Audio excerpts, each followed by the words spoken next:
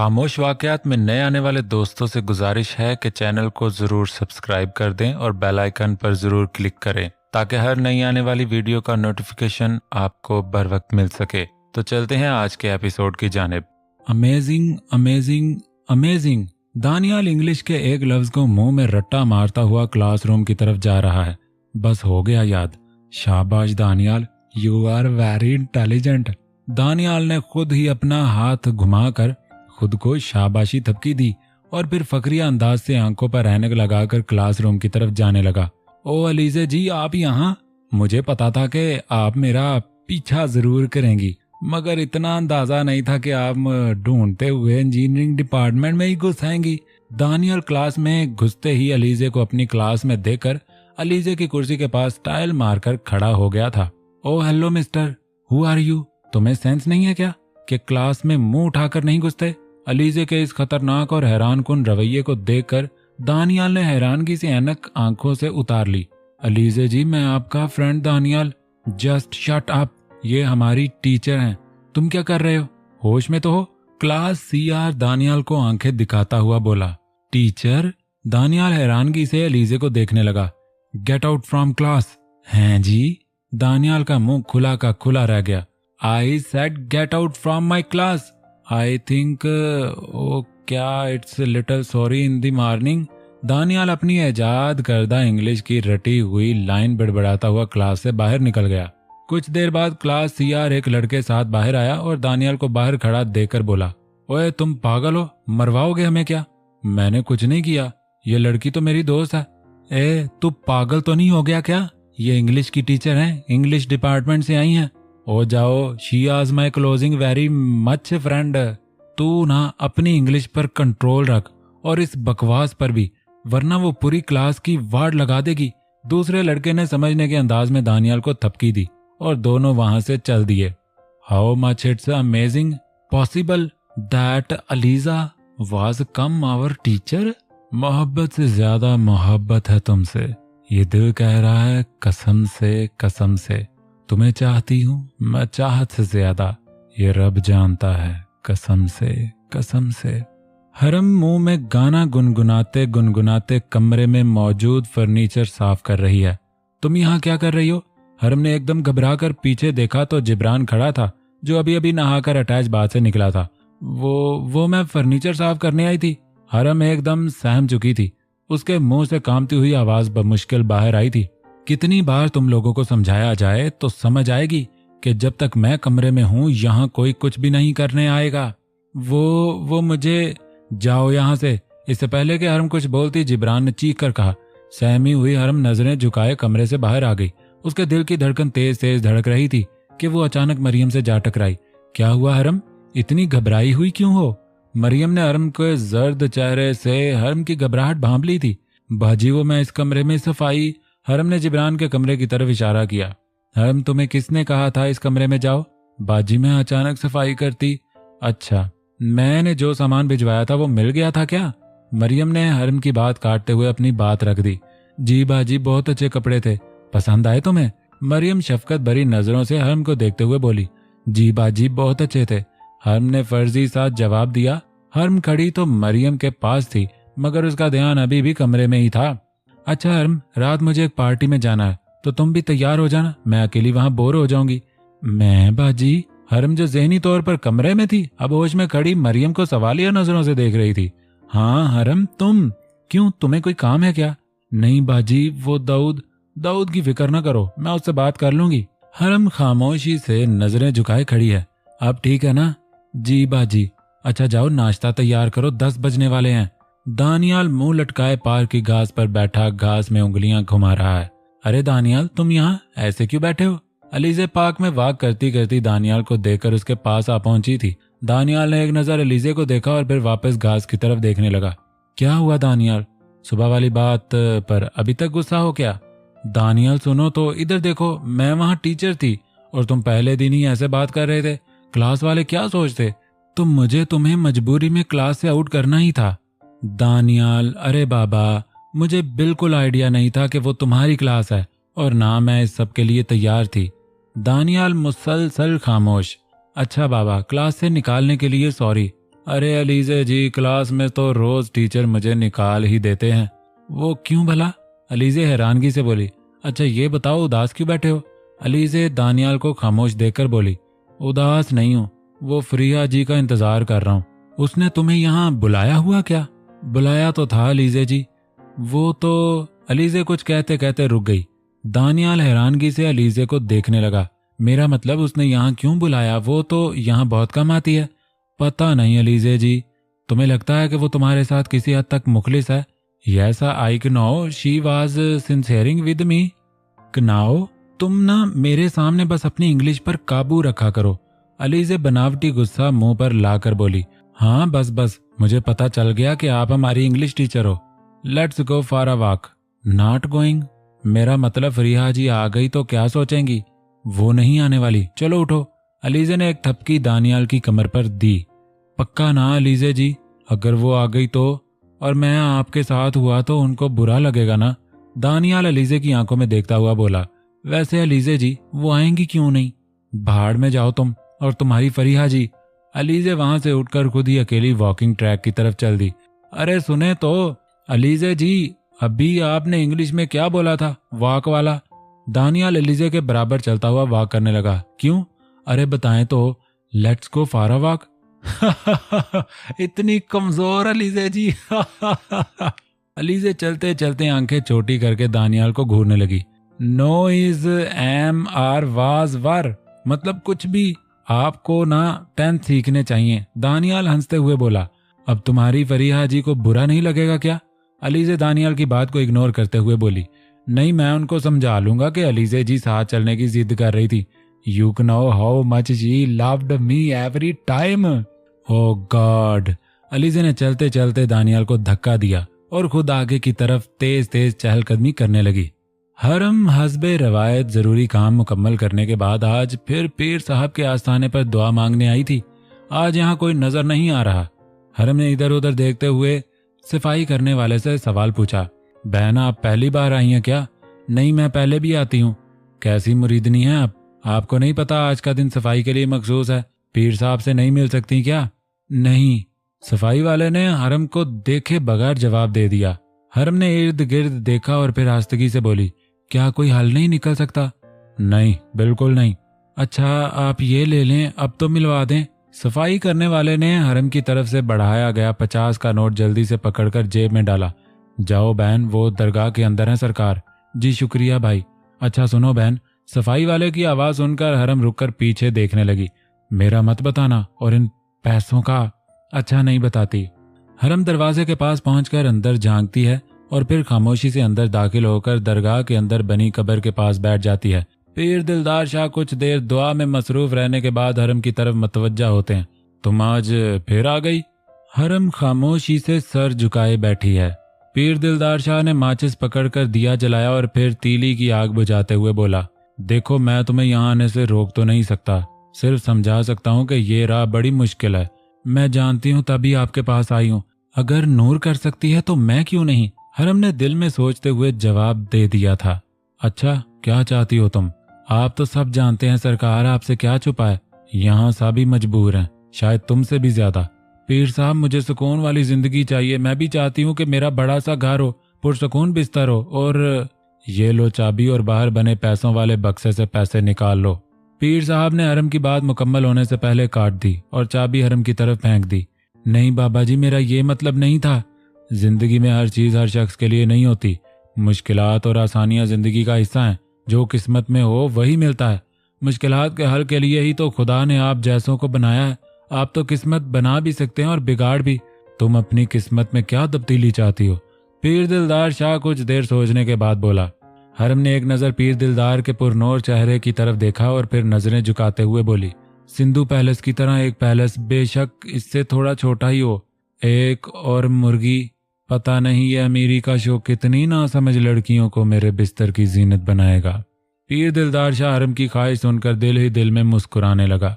बड़ी ख्वाहिश बड़ी कुर्बानियां मांगती हैं। आप फिक्र ना करें सरकार। पीर दिलदार शाह ने अपनी जेब से एक तस्बीह निकालकर हरम की तरफ बढ़ा दी। इस तस्बीह को सुबह शाम 41 बार पढ़ना, फिर देखते हैं कि तुम्हारी किस्मत में क्या तब्दीली मुमकिन है। जी सरकार। हरम ने फौरी तस्बीह पकड़ ली। फजर फजर फजर, जिब्रान गाड़ी से उतरते ही चिल्लाया। फजर कहाँ हो तुम? जिब्रान की आवाज घने सुनसान जंगल के दरमियान मौजूद सड़क पर गूंज रही थी। यहाँ हूं मैं, क्यों इतना शोर मचा रहे हो? फजर ने घने जंगल में से आवाज दी और जिब्रान आवाज की जानिब दौड़ता हुआ चला गया। सड़क के साथ चंद 100 मीटर के फासले पर फजर नीले रंग का घुटनों तक लंबा लहंगा पहने एक नदी के किनारे बैठी थी। फजर ने चूड़ीदार पाजामा खींचकर ऊपर चढ़ा लिया था और फजर की बरहन्ना पिंडलियां पानी में डूबी हुई थीं। हल्की हल्की आवाज से दरख्तों के पत्तों की सरसराहट और जंगल की पुरस्रार खामोशी। फजर नदी किनारे पानी में पांव रखे नदी में पत्थर फेंक रही थी। ये क्या बदतमीजी है? तुम मुझे कह रही थी कि मेरी गाड़ी खराब हो चुकी है। जिब्रान चंद कदमों के फासले पर खड़ा गुस्से से फजर को घूर रहा है। अरे भोले पंछी, अगर गाड़ी खराब होती तो मैं अपने भाई को भी तो फोन कर सकती थी ना। फजर जिब्रान को देखे बगैर नदी में पत्थर फेंकने में मसरूफ है। जिब्रान चंद कदम चलकर फजर के करीब गया और गुस्से से नदी में एक जोरदार पत्थर फेंकते हुए बोला, तुम्हें अंदाजा भी है कि मैं कितना जरूरी काम छोड़कर यहाँ आया हूँ?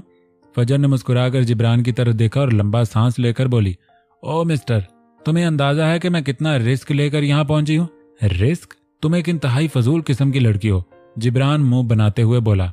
और तुम एक बेइंतहा फजूल लड़के हो जो मेरे पीछे चले आते हो।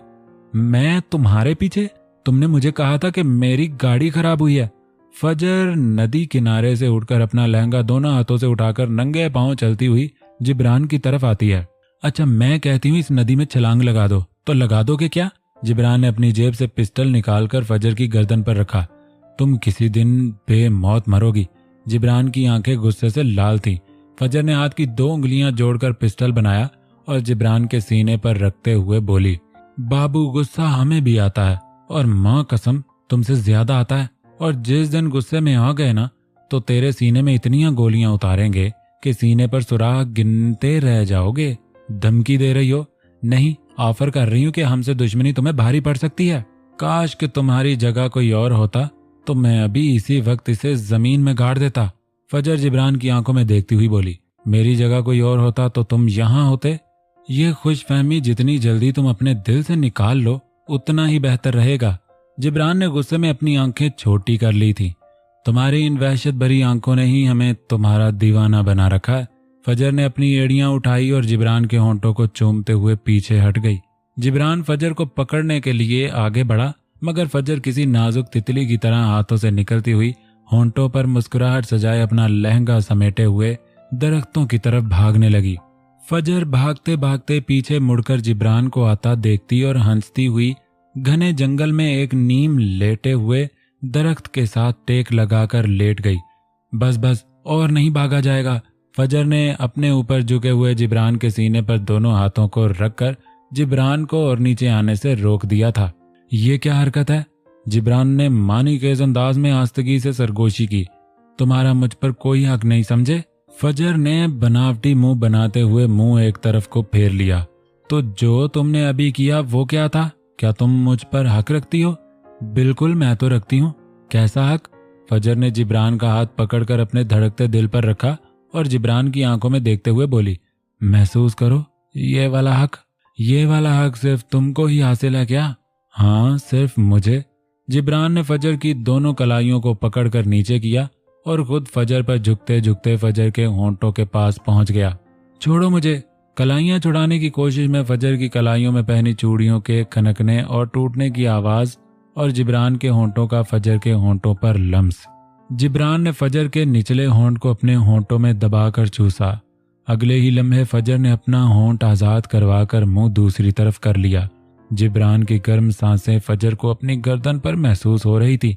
इससे पहले कि जिब्रान के गर्म सख्त होंठ फजर की नरमो नाजुक गर्दन पर सख्त होते, ना चाहते हुए भी फजर ने जिब्रान को रोक दिया। नहीं जिब्रान, रुक जाओ। क्या मैं कोई हक नहीं रखता? नहीं। फजर के इंकार में इकरार की हल्की झलक नुमाया थी। जिब्रान ने फजर का हाथ अपने सीने पर रखा। देखो, धड़क तो ये भी रहा है, सिर्फ धड़कना काफी नहीं है। तो फजर ने जिब्रान को पीछे की तरफ धकेला और खुद सीधी खड़ी हो गई। मुझे अब चलना चाहिए।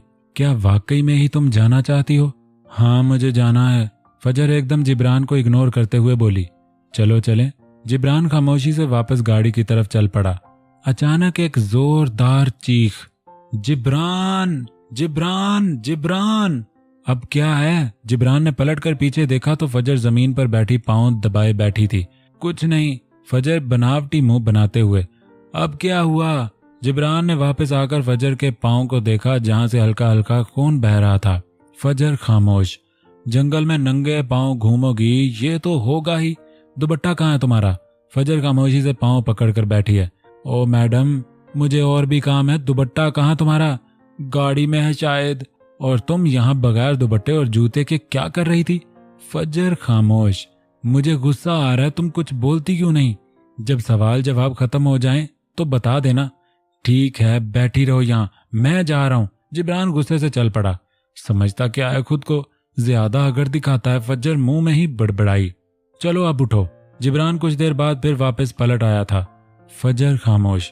अब की बार मैं वापस नहीं आऊंगा। फजर ने बनावटी गुस्से वाला मुंह बनाया। मुझसे नहीं चला जा रहा। अब गाड़ी जंगल में तो आ नहीं सकती, तो तुम मुझे वहां तक छोड़ सकते हो ना? तुम चलोगी तब ना? नहीं, उठाकर। फजर बच्चों की तरह निचला होंठ लंबा करते हुए बोली।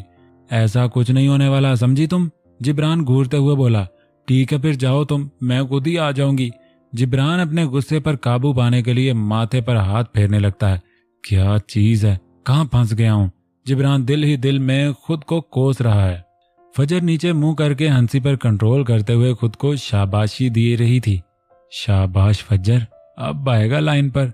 जिब्रान कुछ देर यूं ही खड़ा सोचता रहा और फिर 2 कदम आगे बढ़कर फजर के पास गया और जमीन पर बैठी फजर को घूरने लगा। फजर ने आंखें उठाकर जिब्रान की आंखों में देखा और फिर होंठों को एक साइड पर मरोड़ती हुई दूसरी तरफ देखने लगी। जिब्रान ने एक बाजू फजर की टांगों के नीचे से गुजारा और दूसरा बाजू गर्दन के नीचे रखकर फजर को उठा लिया और माथे पर सिलवटें सजाए गाड़ी की तरफ चल पड़ा। अब आए ना लाइन पर। फजर मुस्कुराते हुए अपने बाजू जिब्रान की गर्दन के गिर्द लपेट चुकी थी। जिब्रान खामोशी से चलते हुए गाड़ी की तरफ जा रहा है। फजर ने जिब्रान की गाल पर लम्हे भर के लिए होंठ रखे और फिर पीछे कर लिए। तुम्हें मौत से डर नहीं लगता? जिब्रान वहशत भरी नजरों से फजर को घूरते हुए बोला। मिस्टर, हमारे खानदान की लड़कियां मौत से बिल्कुल नहीं डरती। तुम किसी दिन मरोगी। तुम तो मर चुके हो, इसलिए ही तो मुझे बाहों में उठाए हुए हो। तुम्हारी ये खुश फहमियां। फिर कब भेज रहे हो रिश्ता? जिब्रान फजर को गाड़ी की सीट पर बिठा चुका था। जिब्रान गुस्से से फजर की आंखों में देखते हुए। तुम्हें जिंदगी से बिल्कुल प्यार नहीं है, बेवकूफ लड़की। मुझे जिंदगी से बहुत प्यार है, मगर तुम्हारी से। खड़ूस आदमी। फजर ने जाते हुए जिब्रान को आवाज दी और फिर मुस्कुराकर जिब्रान को देखने लगी। बस यहाँ, हाँ यहाँ ही रोको गाड़ी को, इसी रेस्टोरेंट में रोको जरा। गाड़ी की फ्रंट सीट पर बैठी मरियम ने फरहान को गाड़ी रोकने का इशारा किया और गाड़ी रोकते ही मरियम और फरहान गाड़ी से बाहर निकल आए। मरियम ने गाड़ी के साइड शीशे को नॉक किया और गाड़ी की बैक सीट पर सहमी बैठी हुई हरम को बाहर आने का इशारा किया। हरम बेबस नजरों से मरियम को देख रही है। हरम के लिए गाड़ी में बैठना एक ख्वाब जैसा था। मरियम हरम की हिचकिचाहट को समझते हुए आगे बढ़ी और गाड़ी का दरवाजा खोल दिया और हरम शर्माते हुए गाड़ी से निकली। हरम मरियम के दिए हुए कपड़ों में से एक तंग जीन्स और एक शॉर्ट शर्ट पर दुपट्टा ओढ़े हुए थी। अरे दुपट्टा तो उतार देना था। मरियम मुस्कुराती हुई हरम को देख रही है। बाजी दुपट्टा? हाँ उतार दो हरम, गाड़ी में रख दो। अरे उतार भी दो यार। हाँ गुड, देखो कितनी प्यारी लग रही हो। तुम्हें पार्लर से इसलिए तैयार करवाया था भला कि तुम दुपट्टा ओढ़ लो। हरम शर्माते हुए नजरें झुकाए मरियम के पीछे पीछे छोटे छोटे कदम उठाती रेस्टोरेंट की तरफ चल दी। फरहान क्या लोगे तुम? मैडम जो मर्जी मंगवा लें। अच्छा हरम तुम? चलो मैं खुद ही ऑर्डर कर देती हूँ। मरियम ने एक नजर सवालिया नजरों से हरम को देखा और फिर खाना ऑर्डर करने लगी। हरम कूल डाउन, कोई मसला है क्या? मरियम हरम के जर्द हो चुके चेहरे की तरफ देखकर बोली। नहीं नहीं बाजी। हरम शर्माते हुए बोली। तो फिर इतना परेशान क्यों हो? कुछ नहीं होगा, इत्मीनान रखो और इजी हो जाओ। जी बाजी। पहली बार है ना तो कुछ अजीब लगेगा, मगर फिक्र नहीं करो। देखो यहाँ कैसी कैसी ड्रेसिंग लोगों की। वो दाऊद है ना, ये उसकी बीवी है और हरम ये भाई जिब्रान के पर्सनल असिस्टेंट है। जी बाजी। फरहान यार तुम्हें मैंने बोला था कि इस डिजाइनर का पता करना, क्या बना उसका? मैडम माजरत, टाइम ही नहीं मिला। तो मुझे कब तक इंतजार करना पड़ेगा? मैडम बस चंद दिन रुक जाएं, मैं पता करवाता हूँ। सहमी बैठी हरम खामोशी दोनों की बातें सुन रही है। अचानक मरियम के फोन पर बेल हुई और वो फोन सुनने लगी। हेलो, क्या वाकई? मुझे नहीं लगता, तुम कह रही हो तो मान लेती हूँ। सही बात है यार, फिक्र नहीं करो, मैं आती हूँ। हाँ अभी आ रही हूँ, बस 2 minute. I am sorry guys, मुझे इमरजेंसी जाना होगा। मरियम ने जल्दी से मोबाइल पर्स में डाला और वहां से निकलने लगी। अच्छा सुनो फरहान, मैं ये गाड़ी ले जा रही हूँ, तुम घर से गाड़ी मंगवा लेना। मैडम सब ठीक है ना? फरहान ने कुर्सी से उठकर जाती हुई मरियम से पूछा। हाँ ठीक है सब। हरम तुम बैठो, तुम किधर खड़ी हो गई? मरियम ने हरम की तरफ देखा जो अपनी सीट छोड़कर खड़ी थी। बाजी मैं, यार तुम फरहान साथ चली जाना, ये तुम्हें वहां छोड़ देगा। हरम सवालिया नजरों से फरहान और मरियम की तरफ देख रही है। मरियम वहां से निकल गई और फरहान हरम को दिलासे देने लगा। आप फिक्र ना करें, मैं आपको छोड़ दूंगा। हरम बगैर कुछ कहे अपने सीने को छुपाते हुए टांगे समेटकर वहीं बैठ गई। और आप क्या करती हैं हरम? कुछ देर बाद खाना आ चुका था। फरहान खाना खाते हुए हरम से बातें करने की कोशिश करने लगा। हरम खामोश। किन सोचों में गुम हो मिस्टर ज़ीशान बाजवा साहब? तानिया बेड पर लेटे ज़ीशान को हिलाते हुए बोली। कुछ नहीं, सो जाओ। ज़ीशान ने तानिया का हाथ झटक दिया। क्यों सो जाऊं? ज़ीशान खामोश। अच्छा सुने ना, इस तरफ मुंह कर लें। करें भी, मुझे आपसे बातें करनी है। तानिया ज़ीशान का रुख अपनी तरफ मोड़ने की कोशिश कर रही है। मुझे नींद आ रही है, सो जाओ। नहीं, इधर मुंह करें। लो कर लिया। ज़ीशान ने गुस्से से अपना रुख बदला और तानिया की तरफ मुंह करके लेट गया। आंखें खोलो। ज़ीशान ऐसे क्यों करते हैं आप? ज़ीशान ने तानिया के होंठों पर हाथ रखकर तानिया को खामोश रहने का इशारा किया। तानिया ज़ीशान को घूरते हुए, आंखें खोलो, 5 मिनट सोने दो। तानिया तंग नहीं करो। अच्छा सिर्फ 2 मिनट खोल लें। नहीं बिल्कुल नहीं। तानिया ने ज़ीशान को पीछे धकेलकर सीधा किया और खुद ज़ीशान के ऊपर बैठ गई। चलो अब आंखें खोलो। क्या मुसीबत है यार, सोने दो मुझे। तानिया ने दोनों हाथों से ज़ीशान का गला दबा दिया। मैं ना आपकी बीवी हूँ, कोई रखेल नहीं हूं ना। जब दिल किया आपने बुला लिया, जल्दी आंखें खोलो। अच्छा छोड़ो तो। ज़ीशान अपनी गर्दन अकड़ाते हुए बोला। पहले आंखें खोलो। लो खोल ली। बोलो क्या है अब? मेरे साथ बातें करें। कौन सी बातें करूं मैं? जो मर्जी, मुझे कोई बात नहीं आती। मैं क्या करूं फिर?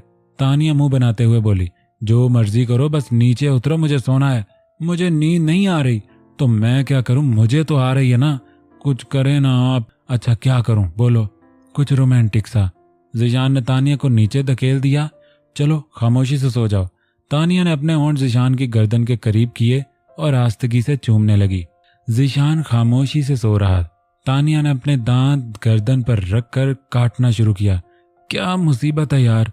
ज़ीशान गुस्से से तानिया को देखने लगा। खामोश, बिल्कुल खामोश। तानिया ज़ीशान की गर्दन पर चाकू की नोक रखते हुए बोली। ये क्या बदतमीजी है, आप सो जाएं, मुझे करने दें। तानिया ने ज़ीशान के ऊपर लेटकर ज़ीशान की गर्दन पर होंठ रख दिए।